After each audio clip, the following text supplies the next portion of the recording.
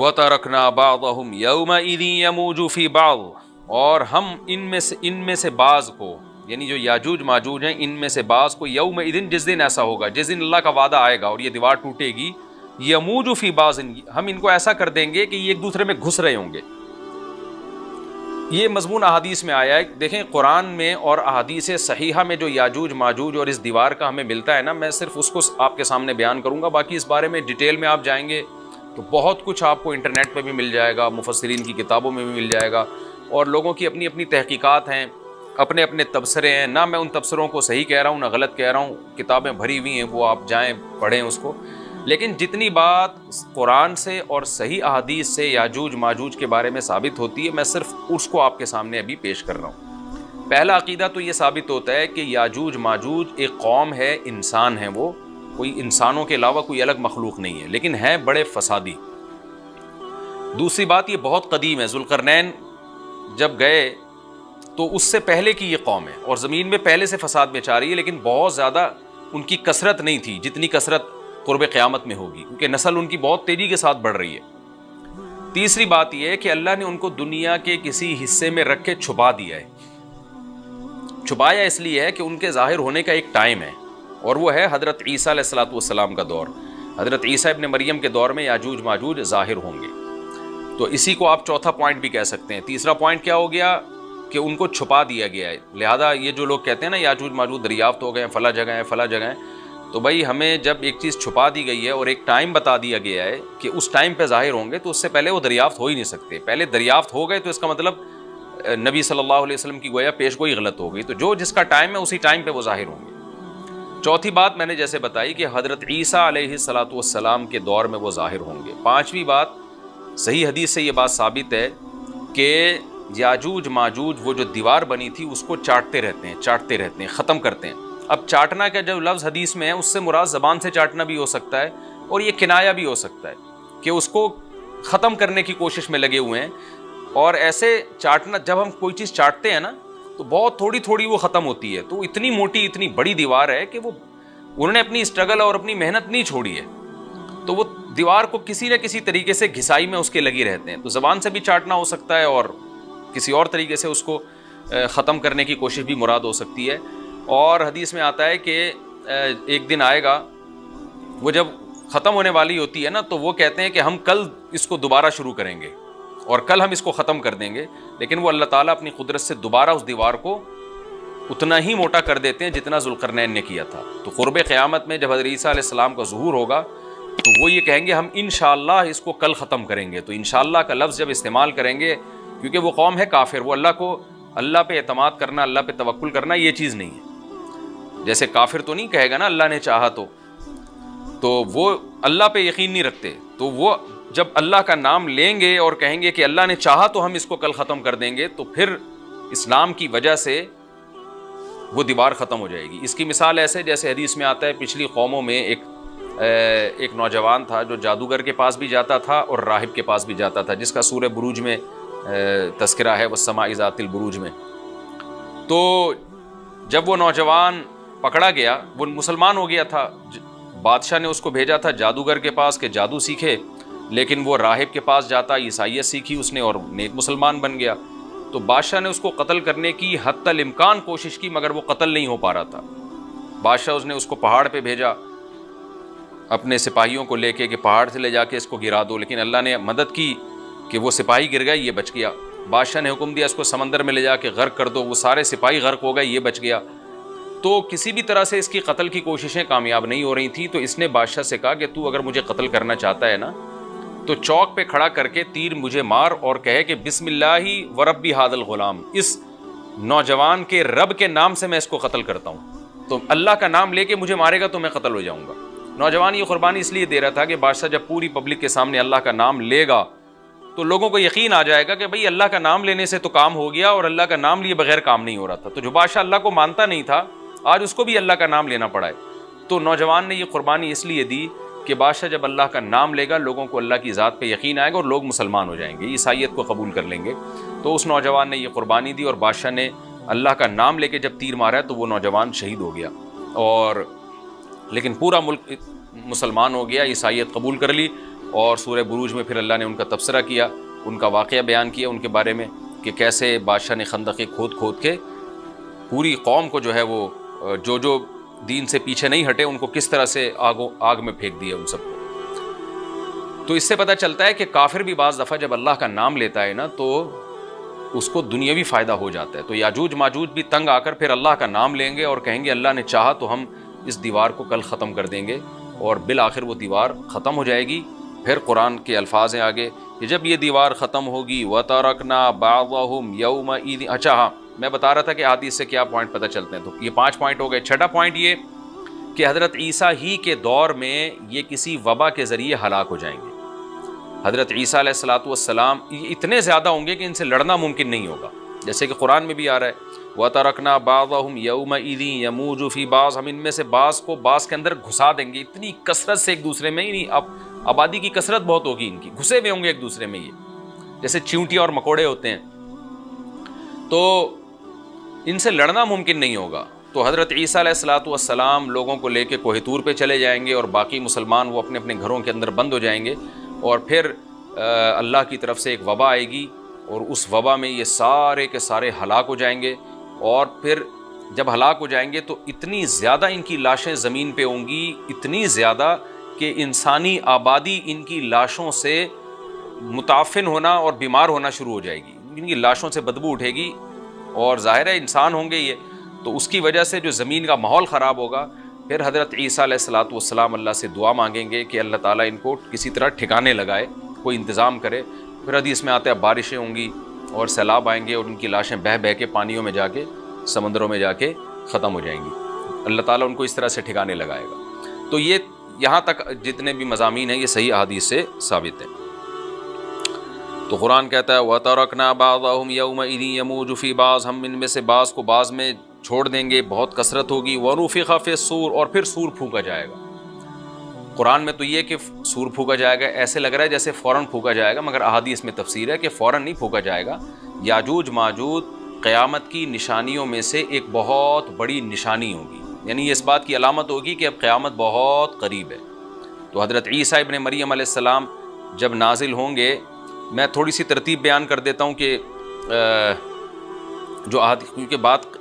یاجوج ماجوج کی چل رہی ہے تو اس سے منسلک جو واقعات ہیں جو اس دور میں ہوں گے وہ بھی میں اسی لیکچر کے ضمن میں بیان کر دیتا ہوں۔ ہمیں صحیح حدیث سے یہ پتہ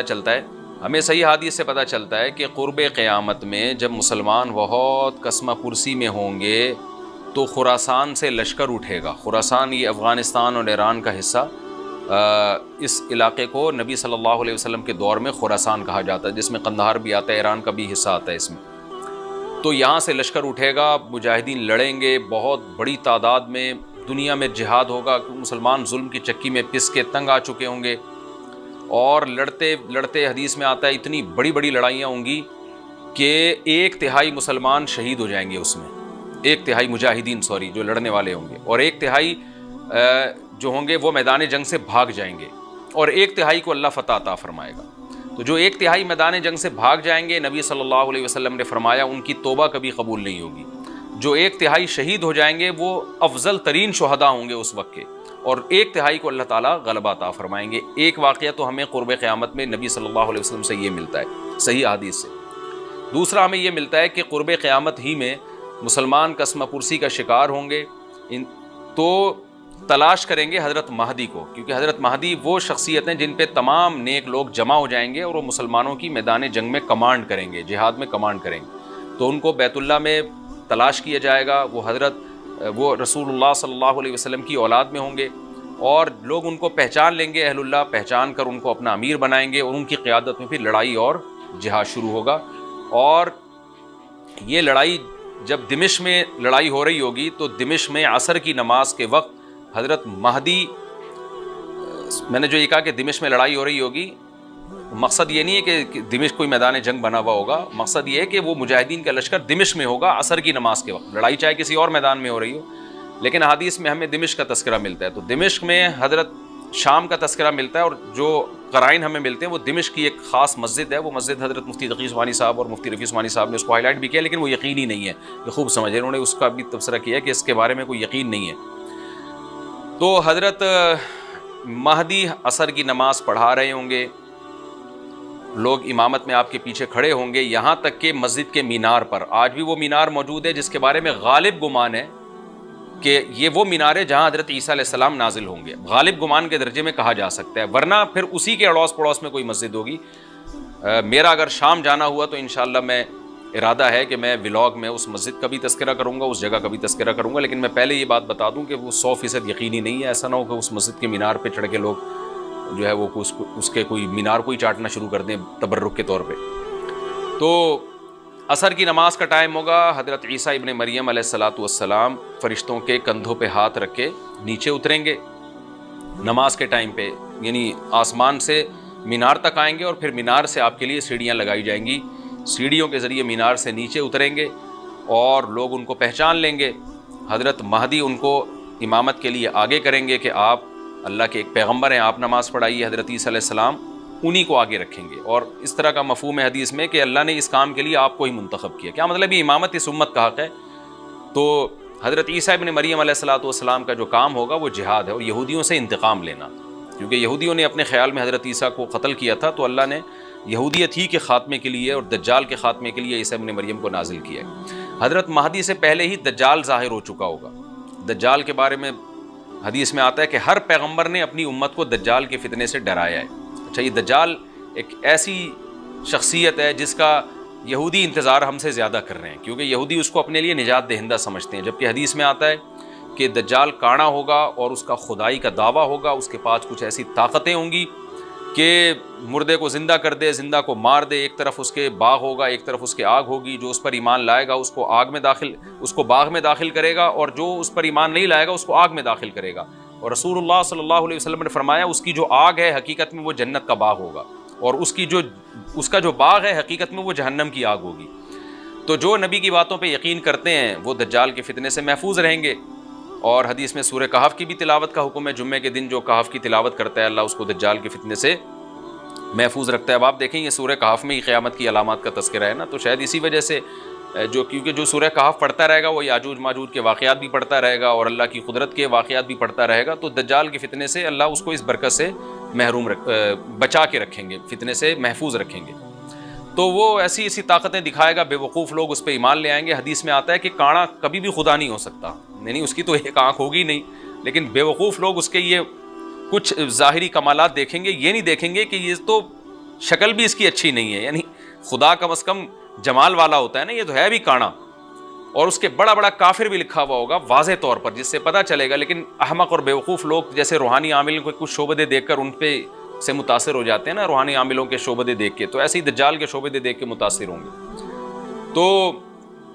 بہت لوگوں کو، خلقت کو، بہت بڑی امت کو گمراہ کرے گا دجال، اہل اللہ کو اللہ تعالیٰ اس کے فتنے سے محفوظ رکھے گا۔ پھر حضرت عیسیٰ ابن مریم جب نازل ہوں گے تو وہ دجال کو قتل کریں گے۔ حدیث میں آتا ہے کہ نیزے کے ذریعے گھوڑے پہ بیٹھ کے قتل کریں گے۔ علماء نے اس حدیث کا دو مطلب بیان کیے ہیں کہ یا تو اس کا مطلب یہی ہے کہ واقعی گھوڑے پہ بیٹھیں گے، نیزہ استعمال کریں گے، اور زمین جو ہے وہ اتنی پہلے اس سے جنگیں ہو چکی ہوں گی کہ لوگ دوبارہ تلواروں گھوڑوں کی طرف آ جائیں گے۔ اس بات کا امکان ہے، ہر ملک ایٹمی طاقت بن چکا ہے، تو اگر یہ ایٹم بم سارے ملک آپس میں چلا دیں تو ہم دوبارہ گدے گھوڑوں والی زندگی پر آ جائیں گے، ٹیکنالوجی ساری تباہ و برباد ہو جائے گی، انسان کی ترقی۔ تو اس بات کا بھی امکان ہے کہ کوئی اس سے پہلے ہو سکتا ہے کوئی ایسی جنگ عظیم ہو کہ انسانیت دوبارہ پہاڑوں پتھروں کے دور میں آ جائے۔ لیکن ظاہر یہ معلوم ہوتا ہے کہ رسول اللہ صلی اللہ علیہ وسلم نے جو کلام کیا ہے، ظاہر ہے اس دور کے لحاظ سے جو لوگوں کے جہاں تک جو لوگوں کی مینٹل اپروچ ہے وہاں تک، تو نبی صلی اللہ علیہ وسلم میزائل یا اور ٹینکوں کا تذکرہ کرتے تو کیا سمجھ میں آتا؟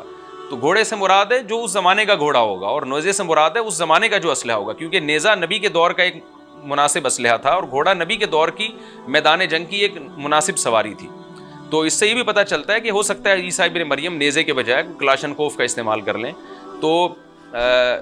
یعنی وہ نیزہ جو ہے وہ اس کلاشنکوف کی یا جو بھی اسلحہ اس وقت حضرت عیسیٰ ابن مریم استعمال کریں گے اس کی ایک تعبیر ہے، تو اس کا بھی پورا امکان ہے۔ تو ہمیں بہرحال اتنا ایمان ہمارے لیے ضروری ہے کہ دجال کو قتل کرنے والی جو ذات ہے، جو شخصیت ہے، وہ عیسیٰ ابن مریم علیہ السلام، تو حضرت عیسیٰ کے ذریعے اللہ تعالیٰ دجال کو قتل کریں گے، اور حضرت عیسیٰ کی قیادت میں زبردست جہاد ہوگا۔ حدیث میں آتا ہے کہ عیسیٰ ابن مریم اس دنیا کو امن سے بھر دیں گے، اتنا امن ہو جائے گا اور اتنی مالی فراوانی ہوگی، اتنی مالی، کیونکہ دنیا میں مال بہت ہے، ڈسٹریبیوشن صحیح نہیں ہے، جو تقسیم ہے نا مال کی وہ ظالمانہ ہے، جس کی وجہ سے غریب غریب سے غریب تر ہے، امیر امیر سے امیر تر ہے۔ حضرت عیسیٰ ابن مریم ایسا نظام قائم کریں گے کہ جس سے مال کی صحیح تقسیم ہو، اور لوگ اٹھیں گے زکوٰۃ کا مستحق تلاش کریں گے اور لوگوں کو زکوٰۃ کا مستحق نظر نہیں آئے گا، غریب تلاش کرنا مشکل ہو جائے گا۔ یعنی ایک آدمی، حدیث کے مفہوم ہے کہ زکوٰۃ لے کے گھومتا رہے گا اور اس کو کوئی غریب نہیں ملے گا، اتنی مالی فراوانی ہو جائے گی۔ پھر ترمذی کی روایت میں آتا ہے کہ اللہ کی طرف سے برکتیں ایسی نازل ہوں گی کہ بڑے بڑے انار پیدا ہوں گے، بڑے بڑے انگور پیدا ہوں گے، زمین اپنی برکتیں کھول دے گی، اور حضرت عیسیٰ علیہ السلام خنزیر کو بھی دنیا سے ختم کر دیں گے، خنزیر کی نسل کو ختم کر دیا جائے گا، وَيَضَعُ الْجِزْيَةَ، اور جزیہ کا نظام ختم، اما الاسلام و اما السیف، یا تو تلوار یا اسلام، اس کے علاوہ نہیں۔ تو نبی صلی اللہ علیہ وسلم کو اللہ نے جس مقصد کے لیے دنیا میں بھیجا تھا، اس مقصد کی جو تکمیل ہے وہ عیسیٰ ابن مریم کے ذریعے۔ باقی اس میں حکمتیں کیا ہیں، اس پر میرے الگ سے بیانات موجود ہیں کہ اللہ نے حضرت عیسیٰ ابن مریم کا انتخاب کیوں کیا اس کام کی تکمیل کے لیے، اسی امت میں کوئی کیوں منتخب نہیں کر لیا، یا یہ کہ پیغمبر صلی اللہ علیہ وسلم ہی کے ذریعے پوری دنیا میں اسلام کو غالب کر دیا جاتا، اس میں کیا حکمتیں ہیں، اس پر میرے الگ سے بیانات موجود ہیں۔ ابھی تو میں کوشش کرتا ہوں کہ تفسیر سے میں جو ٹو دا پوائنٹ بات ہے اس سے یہاں اس لیکچر میں نہ ہٹوں۔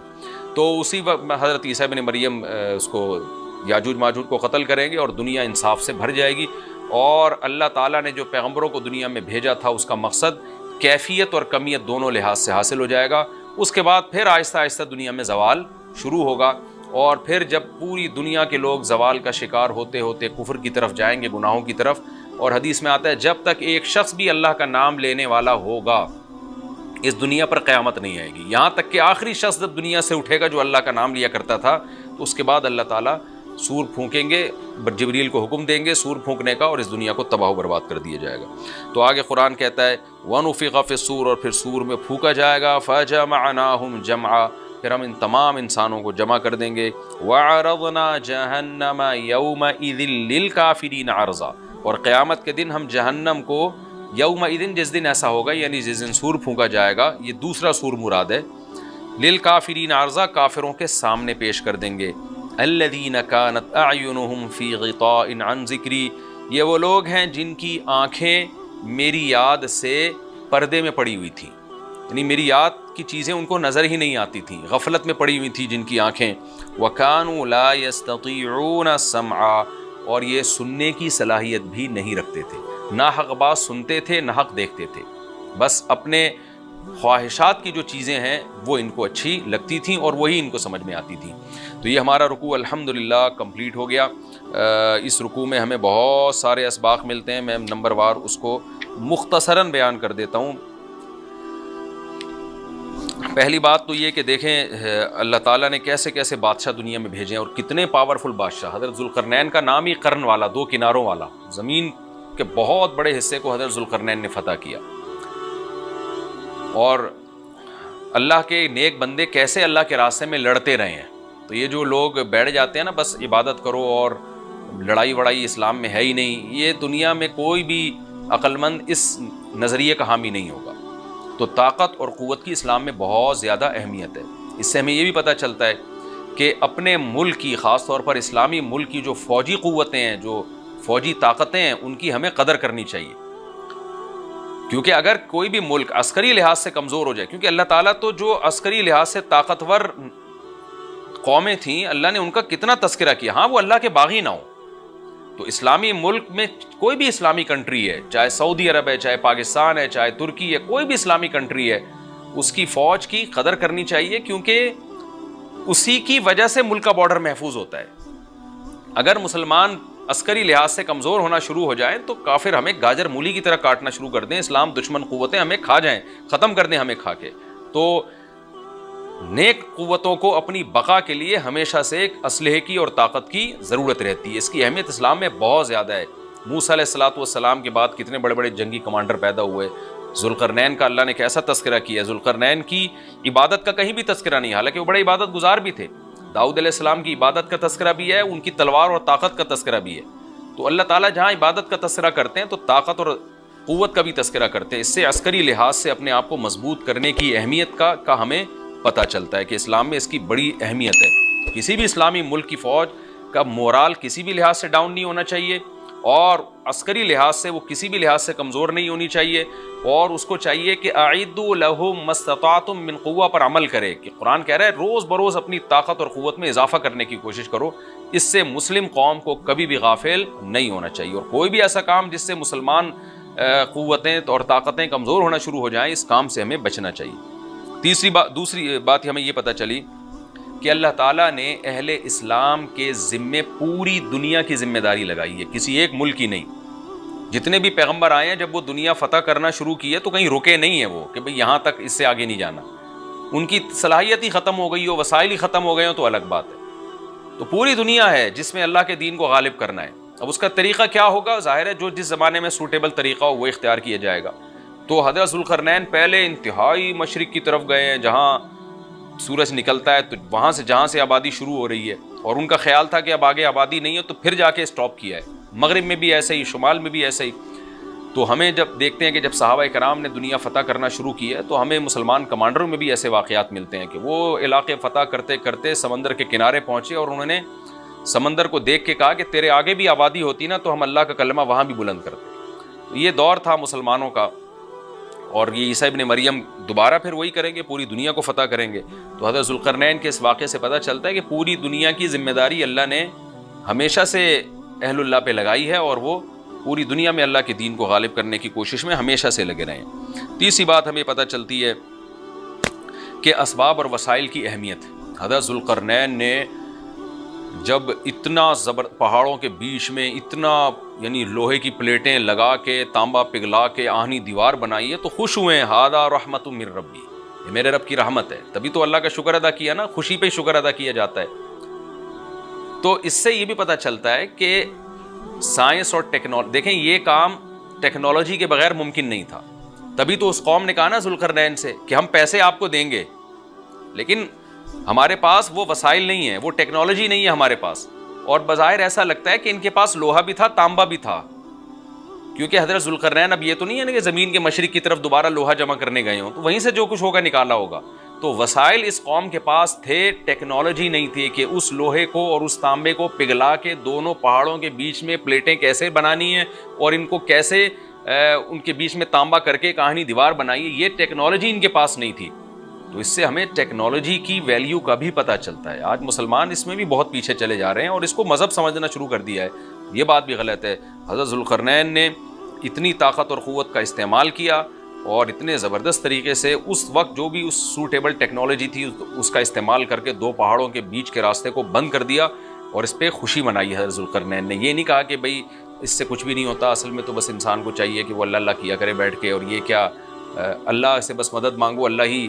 یاجوج ماجوج کے بارے میں ان کو کہہ دیتے ہیں ذوالقرنین کہ تم سب رات کو تہجد میں اٹھ کے دعائیں مانگو، اللہ یاجوج ماجوج سے تمہیں بچا لے گا۔ نہ نہ نہ، حضرت ذوالقرنین نے کہا دعائیں بھی مانگو، یقیناً حکم دیا ہوگا دعائیں مانگنے کا، لیکن ہم پورے اسباب اور وسائل استعمال کریں گے، لوہے کی پلیٹیں بنائیں گے، تانبے کو پگھلائیں گے، اوپر چڑھائیں گے، اور اس طرح سے پوری مضبوط دیوار بنائیں گے۔ آج مسلمان ہاتھ پہ ہاتھ رکھ کے بیٹھ گیا ہے، اور وظیفوں میں اور جو ہے بس وہ چند صبح شام کے وظیفے پڑھ کے وہ سمجھتا ہے کہ ساری دنیا کے سارے مسائل کا حل اس سے ہو جائے گا۔ ایسا نہیں ہے، آپ کو بہت زیادہ ترقی کرنی ہے، بہت زیادہ اسباب و وسائل میں آپ کو غیر مسلموں سے آگے نکلنا ہے۔ جیسے کہ قرون اولیٰ کا مسلمان نکلا تھا، تبھی اللہ نے اس کے لیے دنیا میں فتوحات کے دروازے کھولے تھے۔ تو اللہ ہمارے لیے فتوحات کے دروازے جبھی کھولے گا جب ہم عبادت کے ساتھ ساتھ سائنس اور ٹیکنالوجی کے میدان میں بھی آگے بڑھنے کی کوشش کریں۔ اور ہمیں قرب قیامت کی علامتیں بھی اس رکوع میں پتہ چلتی ہیں۔